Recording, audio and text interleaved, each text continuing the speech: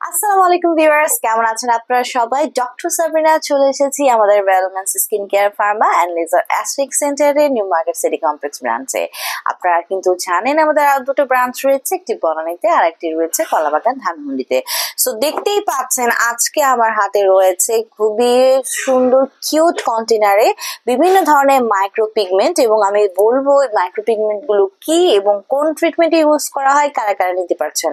So আমার হাতে রয়েছে আমাদের রিনাউন্ড ব্র্যান্ড, আপনারা সবাই এক নামে চিনেন, স্টেভ, যেটা মেড ইন কোরিয়ার একটি ব্র্যান্ডের অর্গানিক ডার্মা সেফের কালার সলিউশন বা মাইক্রো পিগমেন্ট যদি আমি বলি সেগুলোকে। সো বেসিক্যালি আপনাদের অ্যাসথেটিক ট্রিটমেন্ট যারা করে থাকেন অথবা বিভিন্ন পার্লার সার্ভিসে অথবা বিভিন্ন ট্যাটু আর্টিস্ট যারা রয়েছেন তারা কিন্তু এই মাইক্রো পিগমেন্ট গুলো ইউজ করে থাকেন অ্যাসথেটিক সার্ভিসে বা বিভিন্ন পার্লার ইনস্টিটিউশনে। কিভাবে এগুলো কাজে লাগে? মাইক্রো ব্লেডিং পদ্ধতির মাধ্যমে, প্রসেসের মাধ্যমে কিন্তু বিভিন্ন ধরনের পিগমেন্টস আমি ইউজ করে সেমি পার্মানেন্টলি পার্মানেন্ট লুকিং একটা কিন্তু মেকআপ লুক ক্রিয়েট করা হয়। যেমন ধরুন আমার হাতে এই মুহূর্তে রয়েছে, আপনারা দেখতে পাচ্ছেন 306 নম্বর শেড যেটা, সেটি হচ্ছে টেরি brown colour.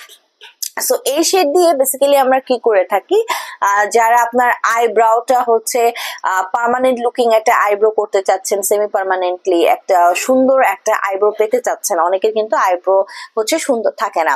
So micro bleeding পদ্ধতিতে এই পিগমেন্ট ইউজ করে কিন্তু আপনাদেরকে পার্মানেন্টের মতো একটা semi permanent looking eyebrow create করে দেওয়া হয়, যেটা 6 মাস থেকে 1 বছর স্টে করে, আপনারা যদি ঠিক কেয়ারফুল মতো সেগুলোকে ইউজ করে থাকেন।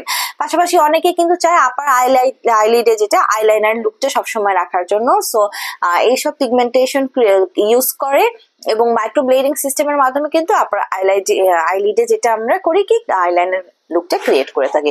অথবা ছেলে মেয়ে যারা আপনারা হেয়ার লাইনটা ক্রিয়েট করতে চাচ্ছেন সেখানে মাইক্রো ব্লেডিং এর মাধ্যমে কিন্তু আমরা এই পিগমেন্ট গুলো ইউজ করে সেই লাইনটা ক্রিয়েট করে থাকি। পাশাপাশি যারা ট্যাটু আর্টিস্ট আছে তারা তো এই শেড গুলো ইউজ করেই থাকে, এবং তার মধ্যে আমার হাতে এখন রয়েছে 505 নাম্বার শেড স্টেভের বারবি পিঙ্ক। সো এই বারবি পিঙ্ক কালার শেড দিয়ে মেকআপের বেস করা হয়, অথবা যারা একটা ব্লাশন টাইপ লুক চাচ্ছেন, লাইক অনেকে চায় যে নোজে একটু টিপ অফ দ্য নোজে দুটো চিকে একটু ফোরহেডে একটু চিনে হচ্ছে ন্যাচারাল পিঙ্কিশ লুক থাকবে, ব্লাশন টাইপ লুক থাকবে, মেকআপ নেওয়া ছাড়াই 24/7 ঘরে বাইরে যেটা পার্মানেন্টের মতো থাকবে, সেরকম ট্রিটমেন্ট প্রোভাইড করতে কিন্তু আমরা হচ্ছে 505 নাম্বার শেডটা ইউজ করে থাকি। এছাড়া এনি কাইন্ড অফ মেকআপের শেড করার জন্য অথবা আই শ্যাডো লুক ক্রিয়েট করার জন্য কিন্তু মাইক্রো ব্লেডিং এর মাধ্যমে 505 এর এই বারবি পিঙ্ক শেডটা ইউজ করা হয়। আর নেক্সট আমার হাতে রয়েছে 701 নম্বর শেড, যেটা স্টেভের সলিউশন।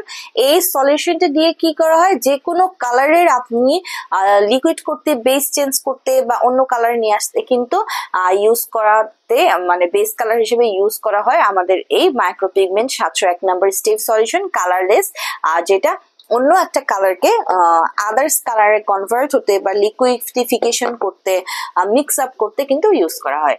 সো আপনারা যারা পার্লার ইনস্টিটিউশন গুলো আছেন বা আদার যে মেকআপ অ্যাসথেটিক সেন্টার গুলো আছেন, অথবা যারা ট্যাটু আর্টিস্ট, ট্যাটু করতেও কিন্তু এইসব কালার গুলো ইউজ করা হয়, আমাদের কাছ থেকে এই পিগমেন্ট সলিউশন গুলো নিতে চান, একদম হচ্ছে মেড ইন কোরিয়ার স্টেভ ব্র্যান্ডের, খুবই হচ্ছে একটা ফেমাস ব্র্যান্ড, 10 ml এর করে সলিউশন পেয়ে যাচ্ছেন। সো নিয়ে নিতে পারেন হোলসেল এবং রিটেলার প্রাইসে আমাদের কাছ থেকে এই বিভিন্ন শেডস এর যে পিগমেন্ট গুলো আছে মাইক্রো পিগমেন্ট সেগুলো।